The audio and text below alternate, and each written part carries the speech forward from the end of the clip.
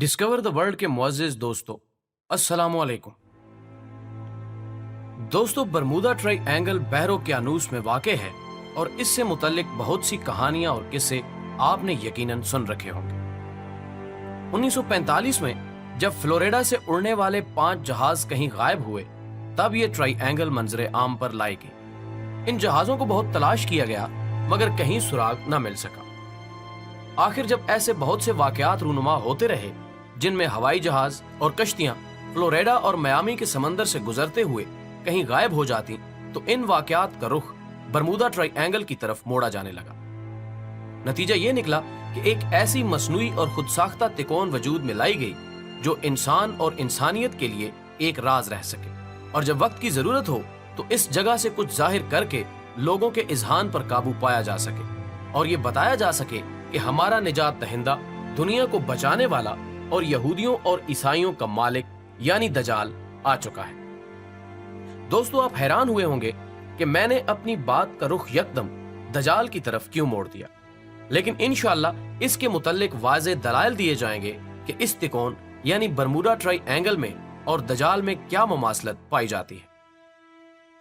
ख़वातीनो हज़रात, बैरुल काहिल के शैतानी समंदर यानी डेवल सी और बहर ओकियानूस के बरमूदा ट्रायंगल में कई खसूसियात के एतबार से मुमासलत पाई जाती है जो ये सोचने पर मजबूर करती है कि इन दोनों में कोई ऐसा ताल्लुक जरूर है जो दुनिया की नजर से पोशीदा है, और ये ताल्लुक लाजमन शैतानी है, रहमानी या इंसानी नहीं। क्योंकि पहले जैसे अर्ज किया जा चुका है कि यहाँ बहुत से हादसात रूनुमा हो चुके हैं। मसलन दुनिया में यही 2 जगह ऐसी हैं जहाँ कुतुब नुमा काम करना छोड़ देता है। दोनों में मुतादिद हवाई और बहरी जहाज गायब हो चुके हैं, और इंतहाई अजीब और ताज्जुब खेज बात यह है कि इन दोनों जगहों के दरमियान ऐसे जहाजों को सफर करते देखा गया जो सालों पहले गायब हो चुके थे।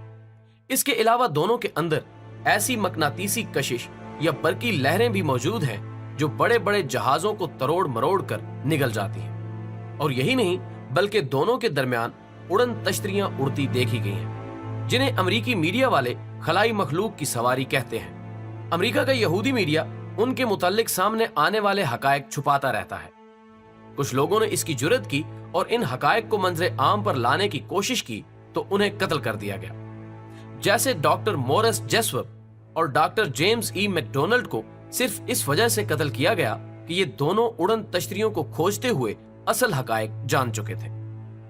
नाज़रीन ग्रामी, दोनों जगहों को खासो अवाम कदीम जमाने से शैतान से मंसूब करते हैं और यहाँ ऐसी कुव्वतों की कारस्तानियों के कायल हैं जो इंसानियत की खैरखा नहीं है, लेकिन इनके इर्द गिर्द इसरार के पर्दे आवेजा कर दिए गए हैं। और मीडिया जो बाल की खाल और खाल की खाल उतार देता है, वो इस राज को क्यों छुपा रहा है? इन बातों की हकीकत सिवाय मुखबर सादिक नबी अकरम सल्लल्लाहु अलैहि वसल्लम के सिवा किससे पूछी जाए? तो आइए अब उन्हीं की जबानी इन बातों की हकीकत जानते हैं जिन्हें उस वक्त के कुफार और मुशरिकीन भी सादिक और अमीन कहते थे। दोस्तों, एक दिन हजूर अकरम सल्लल्लाहु अलैहि वसल्लम ने हजरात सहाबा कराम रिजवानुल्लाह अलैहिम अजमईन को जमा फरमाया और इरशाद फरमाया कि तमीम दारी पहले ईसाई था, वो आया, उसने बैत की और इस्लाम में दाखिल हो गया। उसने मुझे ऐसा वाकया सुनाया जो इन बातों से ताल्लुक रखता है जो मैं तुम्हें दजाल के बारे में बताया करता था। उसने मुझे बताया कि वो लखम और जजाम कबीले के 30 आदमियों के हमरा समंदर के सफर पर बहरी जहाज में रवाना हुआ। समंदर की लहरें यानी तूफान के सबब उन्हें महीना भर तक इधर उधर धकेलती रही, यहां तक कि वो एक जजीरे में पहुंच गए। उस वक्त सूरज गरूब हो रहा था। वो एक छोटी कश्ती में बैठकर जजीरे में दाखिल हुए। जब वो जजीरे में दाखिल हुए तो उनको एक जानवर मिला जिसके जिस्म पर बहुत से बाल थे। बालों की कसरत की वजह से उन्हें उसके आगे और पीछे का पता नहीं चल रहा था। उन्होंने कहा, तेरा नास हो, तू क्या चीज है? उस बालों वाले जानवर ने कहा, मैं जसासा हूं। उन्होंने पूछा, ये जसासा क्या चीज है? जवाब मिला, ऐ लोगो, खानका मुराद घर में मौजूद उस आदमी की तरफ जाओ, वो तुम्हारी खबरें सुनने का बड़े तजस्सुस से इंतजार कर रहा है। उन्हें खौफ हुआ कि कहीं ये जानवर शैतान ना हो और कहीं कोई नुकसान ना पहुंचाए। फिर हम तेजी से चले और खानकाह में दाखिल हो गए। वहां हमने भारी भरकम कद काठ का एक आदमी देखा जिसके घुटनों से टखनों तक बंधी एक लोहे की जंजीर थी और उसके हाथ गर्दन के साथ बंधे हुए थे। हमने पूछा, तेरा नास हो, तू क्या चीज है? उसने कहा, मेरा पता तुम्हें जल्द चल जाएगा, ये बताओ कि तुम कौन हो? हमने कहा, हम अरब से हैं। फिर हमने सारे सफर और तूफान और जसासा के बारे में बताया कि उसने हमें तेरी तरफ आने का कहा। उसने कहा, बीसान के नखलिस्तान के बारे में बताओ। हमने कहा, उसके बारे में कौन सी बात पूछना चाहता है? उसने कहा, मैं जानना चाहता हूं कि इस बाग के दरख्तों पर फल आते हैं या नहीं। हमने कहा, हाँ, फल आते हैं। उसने कहा, मुझे तिब्रिया की झील के बारे में बताओ। हमने कहा, इसके बारे में कौन सी बात पूछना चाहता है? उसने कहा, क्या उसमें पानी मौजूद है? हमने कहा, हाँ, उसमें बहुत पानी मौजूद है। वो बोला, उसका पानी बहुत जल्द खत्म हो जाएगा। फिर उसने कहा, मुझे जगर के चश्मे के बारे में बताओ। हमने कहा, उसके बारे में कौन सी बात पूछना चाहता है? उसने कहा, क्या उसमें पानी है और क्या लोग उसको इस्तेमाल करते हैं? हमने कहा, हाँ, उसमें बहुत पानी है और लोग उससे अपने खेतों को सैराब करते हैं। उसने पूछा, मुझे मोहम्मद सल्लल्लाहु अलैहि वसल्लम के बारे में बताओ। हमने कहा कि वो मक्का से निकलकर यसरब यानी मदीना आ गए हैं। उसने पूछा, क्या अरबों ने उसके साथ जंग की? हमने कहा, हाँ। उसने पूछा कि इस यानी हजरत मोहम्मद सल्लल्लाहु अलैहि वसल्लम ने उनके साथ क्या किया? हमने कहा कि वो इर्द गिर्द के अरबों पर गालिब आ चुके हैं और उन्होंने उनकी इताअत कबूल कर ली है। इस पर उसने कहा, क्या वाकई ऐसा हो चुका है? हमने कहा, हाँ। फिर उसने कहा, उनके लिए बेहतर यही है कि वो इसकी इताअत कबूल कर ले। अब मैं तुम्हें अपने बारे में बताता हूं। मैं दजाल हूं, मुझे अनकरीब खरूज की इजाजत मिल जाएगी। नाज़रीन गिरामी, इस हदीस से मालूम हुआ कि दजाल पैदा हो चुका था और अब वो अपनी रिहाई का मुंतजिर है। उसके रहने की जगह एक बेआबाद जजीरा है। उसके कारिंदे उसे लम्हा ब लम्हा दुनिया और इंसानों से आगाह करते हैं और इसको गैर मामूली ताकतें दी जाएंगी। अब सवाल यह है कि क्या बरमूदा ट्राई एंगल को ही इसका असल मकाम कहा जाए, जहां पर कोई जाने की जुर्रत करे तो उसका नामो निशान सफ़े हस्ती से मिटा दिया जाता है। तो नाज़रीन गिरामी, ये वाक़या सुनाने के बाद हजूर अकरम सल्लल्लाहु अलैहि वसल्लम ने अपना आसा मुबारक मिंबर पर मार कर फरमाया, ये है तैयबा, ये है तैयबा यानी मदीना मुनव्वरा। मैं तुमको यही बताया करता था। जान लो कि दजाल न शाम के समंदर में है और ना ही यमन के समंदर में, वो मशरिक में है। और हुजूर सल्लल्लाहु अलैहि वसल्लम ने मशरिक की तरफ हाथ से इशारा फरमाया। सही मुस्लिम हदीस नंबर 7208। अब जजीरतुल अरब से मशरिक की जानिब देखा जाए तो दो जगह ही ऐसी हैं जिन्हें मगरिब के ईसाई भी शैतानी समंदर, शैतानी जजीरे या जहन्नुम का दरवाजा मानते हैं। और मजे की बात यह है कि दोनों का आखिरी सिरा अमेरिका से जा मिलता है। मशरिक बईद में बहरुल काहिल के गैर आबाद और वीरान जजायर आते हैं। इनके इर्द गिर्द खौफनाक पानियों का नाम ही शैतानी समंदर यानी डेविल सी रख दिया गया है। मगर सोचने की बात यह है कि आखिर ये शैतानी समंदर का नाम मगरिब और खसूसन ईसाइयों ने क्यों दिया? अगर मुसलमान ये नाम रखते तो बात समझ में आना आसान थी। खैर, ये अभी हमारा मौजू नहीं। फिलहाल हम ये देखते हैं कि क्या वाकई बरमूदा ट्राई एंगल का ताल्लुक दजाल से है।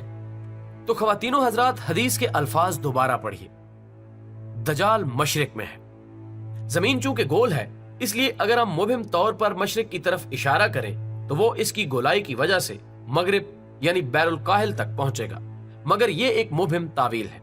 इससे आगे मजबूत तावील मिस्री मुहक्किक ईसा दाऊद ने अपनी किताब मुसल्लस बरमूदा में की है।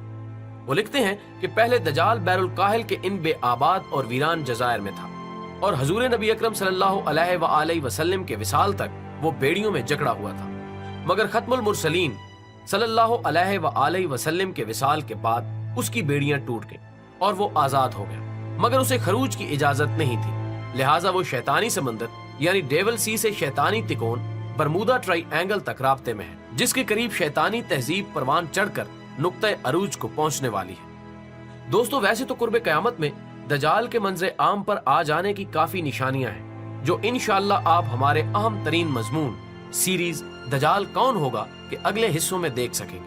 लेकिन जहां तक सही मुस्लिम की इस हदीस में मौजूद दजाल के हजरत तमीम दारी रजी अल्लाह ताला अन्हो से किए जाने वाले 3 अहम اور بنیادی سوالات کا تعلق ہے تو وہ سوالات دجال نے اس لیے کیے تھے کیونکہ اسے پتا تھا کہ جب یہ 3 نشانیاں بھی پوری ہو جائیں گی تو اسے دنیا کے سامنے آنے کی یعنی خروج کی مکمل اجازت مل جائے گی۔ سوال نمبر 1 میں بیسان کے نخلستان کا پوچھا گیا تھا اور نخلستان پر موجود درختوں کے پھلوں یعنی کھجوروں کا ذکر کیا گیا تھا۔ بیسان دراصل فلسطین کا علاقہ ہے جہاں دجالی ریاست اسرائیل کا قبضہ ہے اور اب وہاں کوئی پھل پیدا نہیں ہوتا، اور یوں دجال کے سامنے آنے کی یہ بہت اہم نشانی اور علامت پوری ہو چکی ہے۔